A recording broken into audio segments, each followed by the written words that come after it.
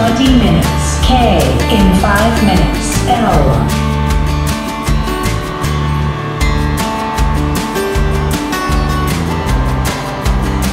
San Francisco je nešto najbliže gradu što možete naći na zapadnoj obali u Americi. Sva populacija je koncentrirana u užem centru grada, tako da San Francisco ima dobar javni prijevoz. Kako se koristi taj javni prijevoz? Postoje Clipper kartice koje smo mi već kupili, koje možete koristiti za nadopunjavanje svog javnog prijevoza. Pošto više firmi operira u samom području San Francisca, ovu karticu možete koristiti za sve njih. To su naravno privatne firme. Kako dobiti takvu jednu karticu? Locirate jedan od ovakvih uređaja i ovdje imamo, se vidi dobro na ekranu, vidi se, znači imamo Buy New Clipper Card za adulta pod A, ne u stvari pod B, tako, i odabirete cash value, znači da nadopunite karticu s koliko god novaca želite, to je pod G. I tu birate onda koliko želite staviti na svoju karticu. $3 vam uzimaju sad kad vam izdavaju karticu, zato što koriste tu plastiku, jel?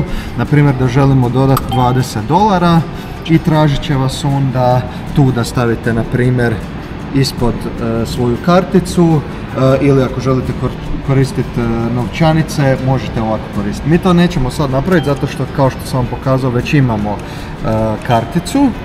Mi želimo nadopuniti ovu trenutnu karticu koju koristimo. Kako ćemo to napraviti? Idemo na Reload Clipper Card pod C i ovdje traži da tapnemo.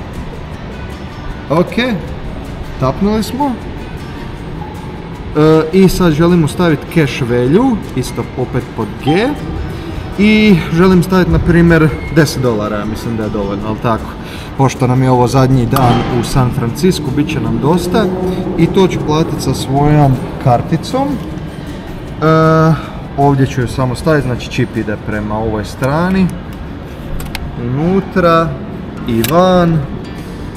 I tu uvijek odabirete kreditna kartica. Koristite ili kreditnu ili debitnu, ali uvijek birajte tu kreditna kartica, ne znam zašto, ali kad stisnete debitna ne radi, a ovo je inače debitna kartica, većina kartica koje mi iz Europe koristimo.